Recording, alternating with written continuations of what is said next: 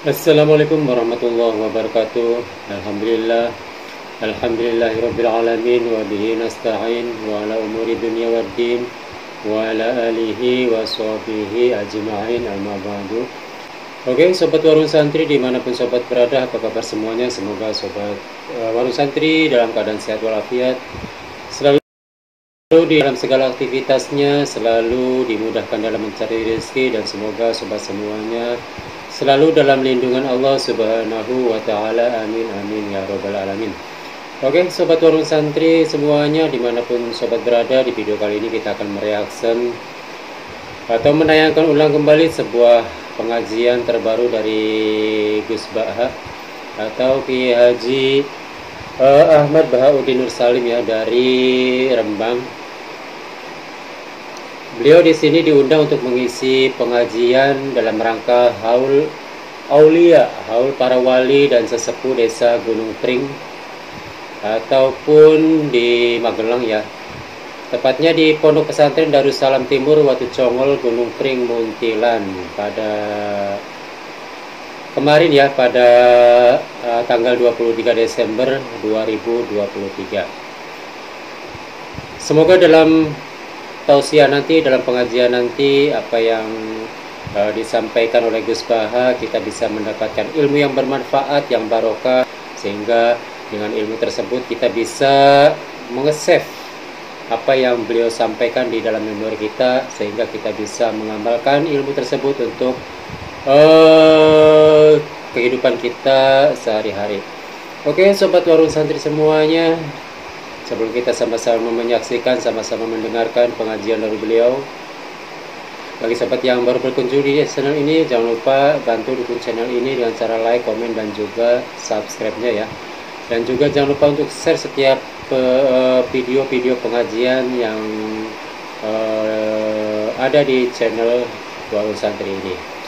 Dan saya ucapkan terima kasih sekali bagi sobat semuanya yang sudah setia di channel ini. Terima kasih, semoga apa yang sobat berikan untuk channel ini bisa berkah, bisa manfaat, dan semoga apa yang telah sobat berikan, sobat semuanya diberi balasan yang setimpal, mendapatkan rezeki yang bermanfaat, barokah, mendapatkan rezeki yang berlimpah, dan semoga apa yang sobat cita-citakan semua dapat terkabul oleh Allah Subhanahu wa Ta'ala. Amin amin ya rabbal alamin. Oke, sobat Warung Santri semuanya, mari kita sama-sama menyaksikan pengajian dari beliau Gus Baha. Shallu ala Nabi Muhammad.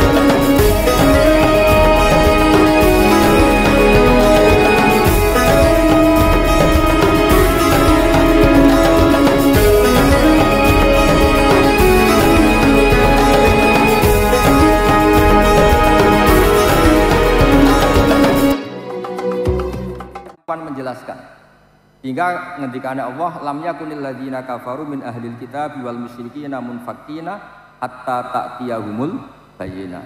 Bayyinah itu siapa? Rasulun minallah yatslu suhufam mutahharah. Orang-orang kafir, baik Yahudi maupun Nasrani maupun apapun yang namanya kafir, itu tidak akan tercerabut dari akar kekafirannya hatta ta'tiyahumul bayyinah, sehingga datang kebenaran sing welo-welo, kebenaran yang begitu jelas. Apa itu? Rasulun minallah yatlu suhufam, yaitu Rasulullah yang bisa menjelaskan kebenaran sejelas-jelas. Saya beri contoh misalnya begini, saya berkali-kali mencontohkan ini supaya kita biasa rasionalitas. Aja gelem dijak wiridan akeh-akeh tapi ra jelas mandine, jelas kesele. Mun mboten. Mboten iki juga masih thariqah sadiliyah nih, tapi yang jalur ilmu. Mpun tetap kaliber kula ya mbak mun sampeyan. Saya beri contoh. Dulu itu banyak orang yang menyembah manusia. Era Fir'aun nyembah Fir'aun, era Namrud nyembah Namrud, dan era Abu Jahal CS nyembah benda. Yang disembah itu benda. Itu Nabi cara menjelaskan itu begini. Saya masih hafal teks hadisnya. Ini ada di Musnad Ahmad. Tapi duwe ora Musnad Ahmad ra duwe. Duwene primbon. Primbon niku donga supaya caleg jadi DPR. Tapi menawa duwe Musnad Ahmad, tapi mesti ra diwaca. Diwaca judule tok. Pancen kula gojlek ben kok terus ngaji Musnad Ahmad mbek kula. Musnad Ahmad itu sekitar 14 juz. Pokoke sampean ngaji mulai dari Magelang wis tuwek lah. Orang yang menyembah selain Allah itu kata Nabi itu memberi contoh begini. Kama sali rajulin istaro abdan min khalisi malih. Bidzahabin awwarikin seterusnya. Pokoknya begini. Orang menyembah selain Allah itu ibarat Anda punya pembantu, punya pekerja, kamu modali. Misalnya petani yang pekerja kamu modali, atau pedagang kamu modali. Setelah berhasil, labanya atau hasilnya dikasihkan orang lain. Padahal yang modali kamu, fasilitas dari kamu, tapi setelah berhasil, labanya atau hasilnya dikasihkan orang. Misalnya kamu pekerja, dibelikan bis, tak belikan bis. Ini buat transportasi atau pertanian, ini pakai. Setelah ada hasil kamu kasihkan orang lain. Terus kata Nabi, ayyukum sarrohu ayyakuna abduhu kadzalik. Apa ada di antara kalian yang suka punya pekerja seperti ini? Toro Magelang wis tak jotosi ora waras itu. Kemudian Nabi mencontohkan, wa rabbukum sayyidukum. Tuhan kamu adalah Tuhan kamu yang menciptakan langit, menciptakan bumi, menciptakan air, dan semuanya yang kamu pakai. Kemudian yang kamu sembah tidak Allah. Paham ya? Kowe ku waras ta ora cara pertanyaan ini. Semua fasilitas ini kan dari Allah. Kemudian yang kamu sembah selain Allah itu sama seperti orang dikasih modal, dikasih apa saja, kemudian setorannya diberikan orang lain. Itu al-bayyinah, orang terus mudah mencerna. Ya ngoten mawon. Assalamualaikum warahmatullahi wabarakatuh. Wes terus pon. Oh, rusak. Yun pamunten menika. Pripun Gus ngoten nika Gus? Nggih, problem mboten signifikan nggih, tapi perlu dipun jenengan jelasaken. Ya menika teng mriki niku kadang tiyang niku sok bingung bentenaken istilah kapan seorang wali yang kondang, ulama yang kondang wali itu ngendika sebagai wali atau ngendika sebagai ulama. Misal aku apa? Terus iki contohipun misale wonten nggih ulama nggih wali dawuh misale dahar kepiting niku haram. Niku tiyang pun boten menggalih niki secara fikih punapa nek sing ngendika wali kados-kados niki sabda langit ngoten niku. Terus ajri niku boten teng secara ilmiah tapi keranten ngoten niku. Ngoten niku dos pundi, Gus? Ono ekon. Nggih niki kersane Mas Hafi gak ada kegiatan dadi bebot takok. Boten usah dijiwai, biasa mawon. Yang jelas gini ya, jadi Pak kan beliau minta supaya ini suasananya kayak seminar begini ya. Ada beberapa jenis makanan yang tidak disepakati haram. Ada yang disepakati haram, misalnya tentu kayak babi, banyak lah yang disepakati haram. Nah kepiting ini ranah yang abu-abu, karena orang Indonesia, bukan wong Jawa, wong sak Indonesia, menawa sak donya. Iku agak nakalan ngeten. Kepiting itu kalau ditanyakan ilmuwan itu mesti jenisnya kados yuyu. Mriki jenis yuyu. Tapi kenapa orang yakin nak yuyu haram, nak kepiting ono sing darani halal? Mergo nak yuyu haram gak eman kan cilik. Tapi nak kepiting haram itu kan eman. Jadi kenapa kepiting diperdebatkan kalau yuyu enggak disepakati haram? Karena cilik kan. Haram Allah gak penting. Kalau kepiting yang mengatakan halal banyak karena eman. Jadi itu dikatakan problem ya problem, dikatakan seni berfikih ya seni berfikih. Tapi yang jelas barokahnya kiai-kiai kita alim-alim biasanya digolek-golekno khilaf, sing isih mungkin khilaf itu digolek-golekno gitu. Dan berkahnya fikih juga ini yang menjadikan saya pernah terganggu. Terganggu begini. Ini cerita nyata Mas Hafiz. jurnalis zaman kerusuhan Jakarta dulu itu pernah tanya, Pak Bahak, kiai-kiai Indonesia itu top cara ngajari fikih. Kenapa? Sampai maling saja berfikih. Itu betul itu kisah nyata. Ketika kerusuhan Mei dulu di Jakarta, itu banyak orang penjara itu ngambil daging babi.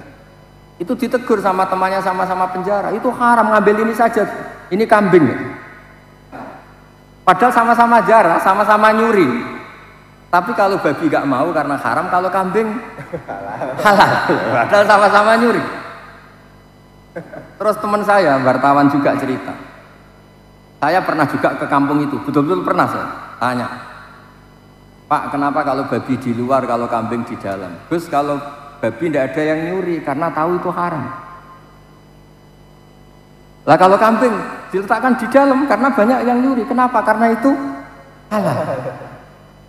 Jadi maling saja masih mempertimbangkan unsur halal dan haram. Padahal jelas nyuri itu haram. Jadi Indonesia itu memang unik. Unik seunik-uniknya. Nah itu yang cerita-cerita ilmiah tapi rileks. Nah menyangkut wali dan orang alim itu begini. Wali itu ada dua, ada wali kebanyakan. Semua orang mukmin itu sama Nabi dikatakan wali. Ini wali kebanyakan. Ada wali yang karena punya keramat, punya beberapa kelebihan. Itu wali-wali yang kita kholi, wali-wali yang. Tapi kemudian kalau kamu tanya, wali sama orang alim itu hebat mana? Ya kalau walinya alim atau wali tidak alim itu begini. Ada beberapa ukuran. Ukurannya nafsu sama tidak nafsu. Misalnya begini, kalau saya disuruh milih, misalnya Allah nyuruh milih saya, hak kamu bisa terbang Mekah, terbang nggak usah naik pesawat, ngirit lah nggak usah bayar. Sama kamu bisa ngajar takrib secara baik dan benar, milih mana? Saya pasti milih ngajar takrib. Kenapa? Kalau saya bisa terbang ke Mekah ke Medina, itu hebatnya apa tuh Pak? Burung ya bisa terbang. Tapi kalau saya ngajar takrib, ini pengetahuan Islam yang bisa menyelamatkan umat. Mereka tahu istinja, tahu sholat, tahu cara puasa yang benar, cara haji yang benar. Sehingga orang alim ini nafsunya lebih kecil karena dia memilih sesuatu yang manfaat bagi orang banyak. Tapi kalau saya terkenal bisa terbang ke Mekah, paling banter sama sampai numpang bener usah bayar. Itu gak untung, Islam itu gak untung. Nguntungnya orang medit-medit yang mau bayar gitu. Nah, ini kemudian menjadikan kastanya ulama dibanding wali yang senang keramat itu beda. Tapi alhamdulillah, saya ulang lagi, alhamdulillah saya sesyukur-syukurnya. Wali yang terkenal di sini itu orang-orang ngaji semua. Mbak Dalhar itu temannya Mbah Mahfud, temannya Mbah Munawir. Orang-orang alim yang lama sekali ngaji Mbah Mahfud. Mbak Ahmad Abdul Haq juga sama. Dulu Gus Dah ngaji Dalail di sini, semua sanadnya ngaji. Orang tahu semua, siapa yang nggak tahu Mbah Mahfud Termas, nggak tahu Mbah Dalhar, Mbah Munawir, Mbah Bedowi, semuanya ngaji. Nah, ini sing repot, sing ngerasa seneng ngaji itu sampai ijazah ini sing masalah itu nggak bener gitu. Oh kan mulang takrib Gus Kafin kan. Jadi saya ulang lagi ya. Jadi kalau wali betul tuh memikirkan sesuatu, bapak saya kalau ngandani saya, kena terkenal wali paling wong nggo gula njaluk donga. Tapi kena terkenal ngalim wong teko njaluk mulang halal haram, dan itu Islam untung karena orang kemudian tahu halal haram. Misalnya saya bisa terbang ke Mekah paling banter sampean, Gus melok Gus ben ra bayar kan mirip. Tapi kalau saya bisa takrib dan sampean datang ke saya, tahu istinja itu kayak apa, kalau mandi junub itu kayak apa, kalau istri ngomel-ngomel tuh dikasih apa, itu ngerti semua. Beliau tuh fikih itu ngajari ilmu yang Mbah Mun tuh gak seneng. Di bab ini Mbah Mun gak seneng. Kata Mbah Mun itu fikih kadang ya lucu kan. Di fikih itu ya kalau perempuan diajak suaminya hubungan intim gak mau itu gak wajib dinafkahi. Si perempuan juga diajari kalau suaminya gak mau nafkahi juga gak harus mau.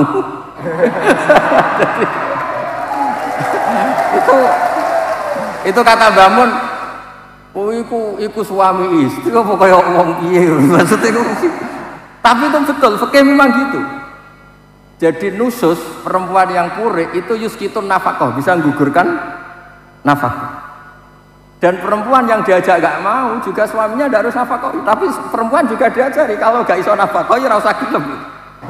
Lah itu rumah tangga seperti itu kan kacau sebenarnya, kalau di adat Jawa kan kacau. Tapi itu satu ilmu, orang supaya tahu bahwa rabi itu ya ono kompensasinya lah, aja mau kumpul tok ora jelas kompensasinya.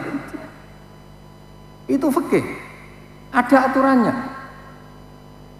Makanya terus alar rojul nafaqatu ahli, seorang lelaki wajib menafkahi keluarganya, dan jika istrinya punya utang tetangganya karena yang lanang nggak bisa nafkahi, itu soro denan alihi, utangnya istri minangka utangnya suami, asal masih lingkup nafkah ya.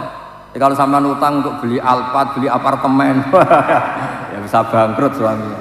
Bakul bako aja terus diantem begitu kan bisa. Nah, makanya kalau ukuran wali dan tidak itu gampang. Ulama yang wali sama ndak gampang. Kalau ada ulama ditawarin Allah, kamu bisa terbang ke Mekah berkali-kali, sama ngaji takrib secara baik dan benar kok milih terbang, pasti tidak wali. Karena dia mikir dirinya sendiri biar terkenal top, terus ngirit. Wali kok medit itu kan lucu. Iya kan, dia pilih terbang kan karena supaya nggak usah biaya kan. Itu wali medit. Tapi kalau dia tetap ngajar takrib, kemudian alim, manfaat, kemudian Allah memberi fasilitas bisa terbang, itu beda. Kan Allah yang ngasih, tapi tetap dia ngajar halal haram. Tapi kalau hanya milih terbang, ini jelas basisnya nafsu. Nah, saya berkali-kali matur tentang Bali. Orang saya punya tobaqatul ulama, termasuk yang disebut itu Mbah Dalhar, Mbah Munawir, Mbah Dowi, terus buyut-buyut saya yang di Lasem semuanya lah, Mbah Sidik, keluarga besar itu semuanya tobaqatnya ikut tobaqatul ulama. Semuanya ngaji, semuanya tahqiq. Ngaji betul sampai tahqiq. Nah, barokahnya itu tadi di Indonesia itu meneh dek wong soleh. Maling milih roh halal haram. Tapi jangan jadi maling ya. Oh nanti maling bersertifikasi halal, dah jangan. Maksudnya fikih itu sampai ada lagi fikih yang hebat. Orang yang nggak sholat, nggak puasa itu kan orang fasik. Umumnya orang fasik kan makan babal kedua. Tapi ada warung kok terkenal jual ayam tiren, itu nggak payu, haram. Padahal nggak sholat itu ya buyute haram, nggak puasa ya buyute haram. Tapi orang ini kamu suguhi ayam tiren, mau nggak? Enggak kan? Jadi orang fasik saja masih berfikih. Saking populernya apa? Fikih. Jadi di Indonesia itu masya Allah, orang yang paling fasik itu kalau mau nikahkan anaknya, putrinya yang ngundang kiai. Takut kalau nggak orang kiai itu nggak apa? Sah. Keluarganya meninggal juga manggil kiai. Takut kalau pemakamannya tidak sah. Kayak apa sosialisasi fikih tentang Indonesia itu luar biasa. Makanya ini saya susah ini kalau Gus Hafiz daftar wali terus wiridan tok atau ngaji fikih itu susah. Oh, itu pasti tak demo di langit itu. Itu harus nggak disahkan jadi wali. Ya jadi saya mohon semohon-mohonnya, pokoknya di sini dulu Mbah Dalhar, Mbah Mat, semuanya lah, Mbah Durung, semuanya itu basisnya nggak boleh orang meninggalkan fikih. Karena Mbah Dalhar itu dekat sekali sama Mbah Munawir, sampai anaknya Mbah Munawir punya anak namanya Dalhar, Mbah Dalhar sini punya anak namanya Ahmad, Mbah Munawir punya anak selang-seling niru anaknya, saking akrab. Jadi dulu yang akrab di Mekah itu keluarga sini, Mbah Dalhar, Mbah Munawir, Mbah Dowi, Mbah Sidik Jember yang dulu ya keluarga Lasem, Mbah Hashim, semuanya dekat. Dan dulu basisnya juga fikih. Makanya kalau suwun saya minta seminta-mintanya, meskipun jenengan toreko, jangan sampai lupa mengkaji nopo. Terutama bab-bab keseharian kayak istinja, kayak mandi junub, kayak hal-hal yang keseharian saja. Kenapa saya sebut mandi junub? Sekali mandi Anda tidak sah, maka akibatnya sholatnya tidak sah karena status Anda belum suci. Jadi ini supaya jadi pelajar. Ya clear ya, antara ulama dan wali tidak usah dipertentangkan. Cuma saya pesan apapun istilah wali di sini di Gunung Pring tetap dulunya sampai sekarang basisnya tetap nopo. Oke. Pun ditutup Al-Fatihah.